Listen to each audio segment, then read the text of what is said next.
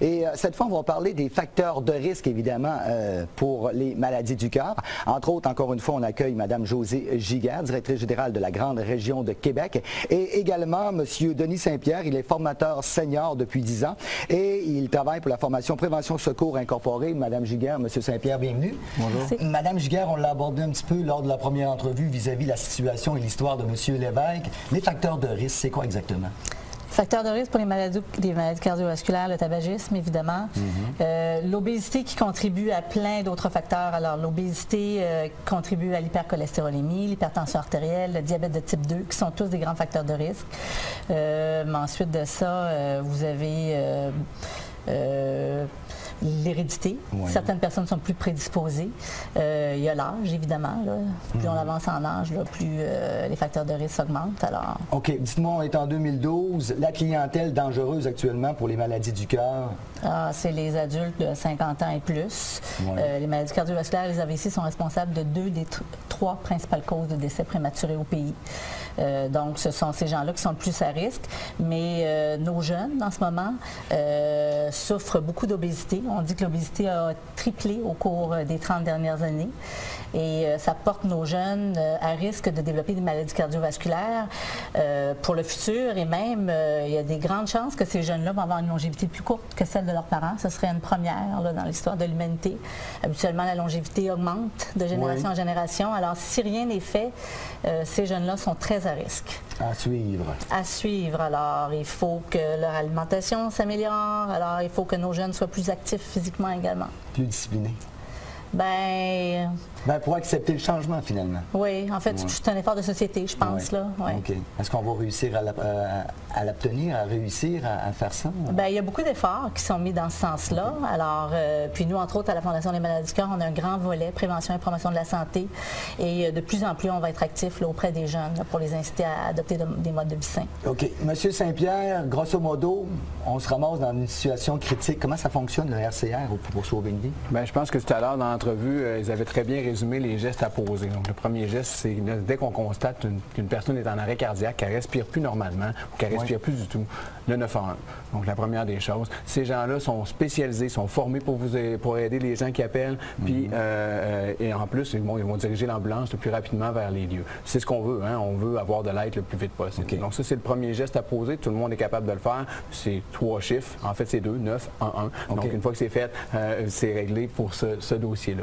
Le deuxième dossier qui est bien important, c'est de débuter le massage le plus rapidement possible. Donc, que vous soyez formé ou non, ça n'a pas d'importance. Ce qu'on dit souvent, c'est qu'une personne qui est en arrêt cardiaque, elle est morte, donc on considère qu'il y a des chances de la sauver. La seule chance, c'est de faire quelque chose. On ne peut pas la rempirer, que ce soit en cassant les côtes ou quoi que ce soit. Il ne faut pas avoir peur d'agir et de faire ces gestes-là. Okay.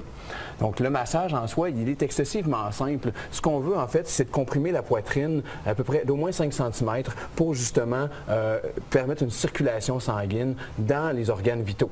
Prévenir les séquelles au cerveau, parce qu'un cerveau qui n'est pas oxygéné, il va rapidement avoir des séquelles. Alors, ce qu'on veut, c'est prévenir ces séquelles-là. L'autre élément, c'est d'oxygéner le cœur et les poumons pour justement permettre de maintenir ces organes-là qui sont vitaux, qui sont importants, fonctionnels. Lorsque le cœur va repartir adéquatement, il va être bien oxygéné. Donc, c'est ça notre objectif dans le massage. OK. La façon que ça fonctionne, donc le massage en tant que tel, on vient se positionner au centre du thorax, à la hauteur des mamelons à peu près. Donc un autre comparatif, ce serait de se positionner à la hauteur des aisselles, qui est également un bon point de repère. On vient positionner le talon de notre main, donc la partie basse ici, justement au centre du thorax. C'est cette position-là, donc le talon, qui va servir à appuyer au niveau du thorax de la victime. On place la deuxième main par-dessus. Idéalement, c'est de se positionner pour être au-dessus de la victime, pour faire un massage qui est vraiment à la verticale. C'est là que c'est le plus efficace. Donc, je disais 5 cm de profondeur au moins et une vitesse de 100 compressions à la minute. Donc, si vous ne faites que du massage pendant 1 minute, vous allez faire 100 compressions. Et on vous demande de continuer comme ça, sans arrêter, jusqu'à l'arrivée des secours. Idéalement, si vous pouvez vous faire remplacer, c'est l'idéal. Donc, on se positionne comme ça ici et on vient comprimer la poitrine dans le fond, d'au moins 5 cm. Ça peut paraître impressionnant, mais c'est nécessaire pour permettre une bonne circulation sanguine. Donc, on garde les bras bien droits, on se positionne au niveau du thorax et on se place au-dessus de notre victime en faisant faisant ce massage-là. Donc, c'est un rythme qui est adéquat. On parle de Stayin' Alive, dans le fond, dans la chanson des Bee Gees, qui est vraiment le même rythme, finalement, qu'on veut. Stayin' Alive, ça tombe bien. Rester en vie, donc c'est le titre de la chanson. C'est ce qu'on veut, laisser garder la personne en vie artificiellement, dans le fond, par nos manœuvres. OK. Je sais qu'antérieurement, on y allait aussi avec on soufflait de l'air dans la bouche. Est-ce que c'est tombé, cette méthode-là? Non, ça s'est maintenu encore. Là, je vous enseigne, en fait, une technique, la technique de la compression, qui est la technique la plus importante. Si on fait une formation qui, tout dépendant des types de formation, en fait, on a une formation avec la Fondation des maladies du cœur, qui est une formation qui dure 30 minutes. On appelle Héros en 30. On enseigne dans cette formation-là à faire que le massage, parce que le temps est assez court dans ce cours-là, et c'est assez efficace pour faire quelque chose. La preuve, M. Patry, tout à l'heure, avait fait cette technique-là, et ça a bien fonctionné, tant mieux. Cependant, si on fait des formations qui sont plus longues, donc de 3 heures à 60 heures de formation, là, on va enseigner une alternance de techniques. Actuellement, ce qu'on dit aux gens, à nos participants, c'est faites 30 compressions, et ensuite de ça, allez donner 2 insufflations par la bouche ou à l'aide d'un masque de poche ou d'une protection pour oxygéner les poumons, renouveler un peu l'oxygène qui va être circulé dans le sang.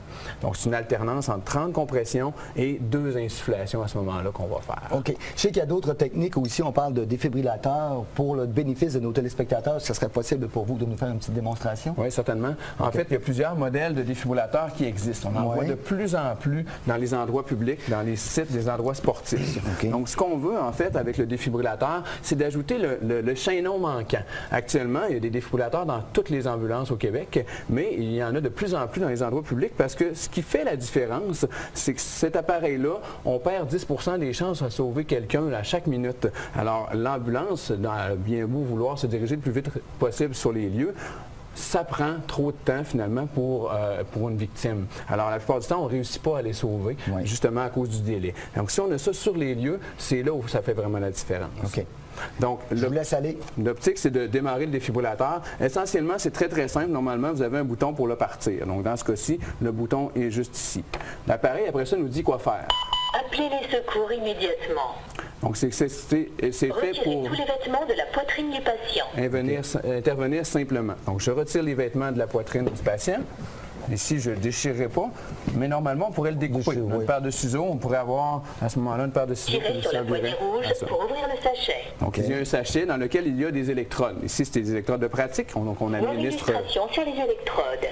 Et si vous regardez ici, donc, sur les électrodes, vous avez l'endroit Appliquez l'électrode sur la peau nue comme illustré. Où installer les électrodes. Appuyez fermement sur l'électrode. Alors, on vient installer les électrodes sur de l'autre électrode. Le patient. Et à ce moment-là, l'appareil va se mettre à analyser le rythme cardiaque. OK. Donc, évaluation du rythme cardiaque. Restez en alerte. Donc, lui, il analyse, voir si c'est pertinent de donner un choc ou non. La beauté de ça, c'est que c'est l'appareil qui va décider si c'est bon ou non. Donc, on ne peut pas faire d'erreur. Dans ce cas-ci, on se recule et on administre le choc au patient. Pratiquez le massage cardiaque et la respiration artificielle.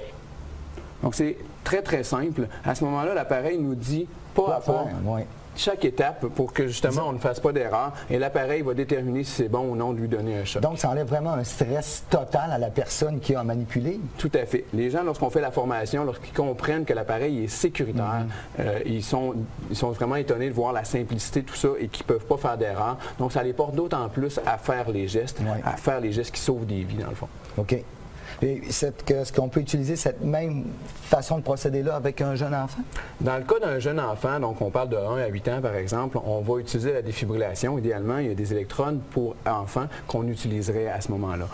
Cependant, il faut avoir les électrodes. Si on ne les a pas, dans le pire des cas, on est mieux d'utiliser celles pour adultes. C'est mieux que de rien faire du tout. Dans le cas du bébé, on pourrait le faire aussi, mais ça prend encore une fois les électrodes adaptées. Donc, il est possible de le faire. Lorsqu'on y va avec un massage cardiaque au niveau des jeunes enfants ou des jeunes poupons, est-ce qu'on fonctionne exactement de la même façon? Est-ce que la pression exercée est identique aussi? En fait, si vous me permettez, on va changer. Je vais vous permettre de vous le montrer avec le bébé. Est-ce qu'il s'appelle comment? C'est le bébé Anne, en fait. C'est le bébé Anne. Donc, le bébé Anne en question, donc on parle d'un bébé 0 à 1 an, règle générale. Le principe reste le même parce qu'il y a quand même un petit cœur qui bat là-dedans. Donc, ce qu'on veut, c'est que lorsqu'il ne battra plus, c'est de justement maintenir le bébé en vie artificiellement. Évidemment, il faut ajuster la pression qu'on va donner. Donc, dans le cas du bébé, On va venir se placer, on parlait de la ligne intermammaire tout à l'heure au centre du thorax. Oui. C'est à peu près le même endroit, mais on va se mettre juste en bas de cette ligne imaginaire ici. Là. Oui. Donc, avec nos 2 doigts. On utilise 2 doigts à ce moment-là pour faire le massage. Et on va comprimer la poitrine du bébé d'environ 4 cm. C'est grosso modo là, du tiers à la moitié du sternum, de l'épaisseur du thorax du bébé. C'est tout le temps qu'on a. M. Saint-Pierre, Mme Giguère, merci beaucoup.